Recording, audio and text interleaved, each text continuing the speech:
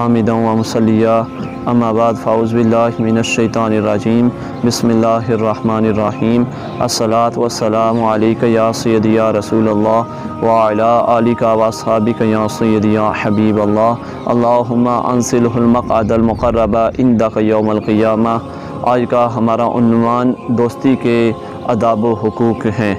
جیسا کہ کسی نے خوب کہا ہے، صحبت صالح ترا صالح کند، صحبت طالح ترا طالح کند، یعنی نیکوں کی صحبت تجھے نیک بنا دے گی اور بروں کی صحبت تجھے برا بنا دے گی۔ یعنی اگر تیری دوستی کسی نمازی کے ساتھ ہے تو تو نمازی بن جائے گا، اور اگر تیری دوستی کسی بے نمازی کے ساتھ ہے تو تو نماز کو چھوڑ دے گا، یا کسی برے اخلاق والے کے ساتھ ہے تو تو برے اخلاق اپنائے گا۔ حضور صلی اللہ علیہ وآلہ وسلم نے ارشاد فرمایا کہ دوست اپنے دوست کے دین پر ہوتا ہے، لہذا وہ دیکھ لے کہ کس کو دوست بنا رہا ہے۔ ایک اور جگہ آپ صلی اللہ علیہ وآلہ وسلم نے ارشاد فرمایا کہ اگر تم نے کسی سے دوستی رکھنی ہے تو وہ دیکھو کہ مومن ہے کہ نہیں ہے، ہمیشہ دوستی مومن سے لگاؤ۔ اس کے بعد آپ صلی اللہ علیہ وآلہ وسلم نے ارشاد فرمایا کہ جو جس کے ساتھ محبت کرتا ہے اس کے ساتھ اٹھایا جائے گا۔ حضرت ابو ہریرہ رضی اللہ تعالیٰ عنہ سے نقل ہے کہ آپ فرماتے ہیں کہ اگر کوئی بندہ کسی سے دوستی لگاتا ہے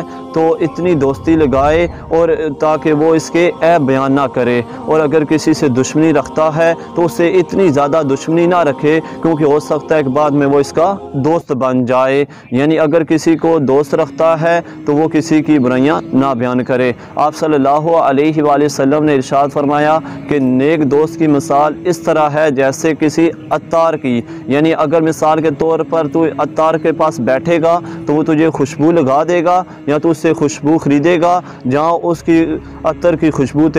تجھ کو محسوس ہوگی۔ اور برے دوست کی مثال بھٹی والے کی طرح ہے، جہاں تو تجھے وہ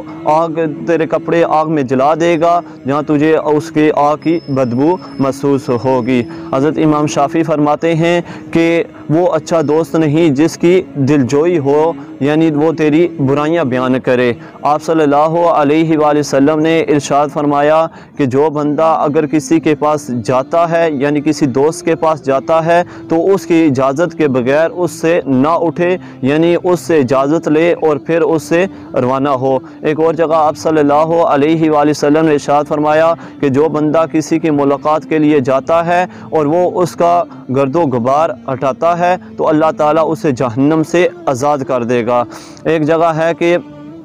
اگر کسی سے دوستی رکھتے ہو تو اس کا نام، اس کے والد کا نام اور اس کے قبیلے کا نام جان لو۔ اگر وہ غائب ہو تو تم اس کو تلاش کرو، اور اگر وہ مریض ہو تو تم اس کی عادت کرو، اور اگر وہ فوت ہو جاتا ہے تو تم اس کا جنازہ پڑھو۔ حضرت عائشہ صدیقہ رضی اللہ تعالیٰ عنہا فرماتی ہیں کہ آپ صلی اللہ علیہ وآلہ وسلم بسا اوقات جب بکری یا بکرا ذبح کرتے تو حضرت خدیجہ الکبریٰ رضی اللہ تعالیٰ عنہا کی سہیلیوں کو اس کا گوشت بانٹتے۔ تو یہ بھی ہے کہ اگر آپ میں سے اہل خانہ یا کسی بھائی کے دوست ہیں تو ان کے بھی حقوق ادا کرنے چاہیے۔ اللہ تعالیٰ کی بارگاہ میں دعا ہے کہ اللہ تعالیٰ ہم کو سنتوں پر عمل کرنے کی توفیق عطا فرمائے۔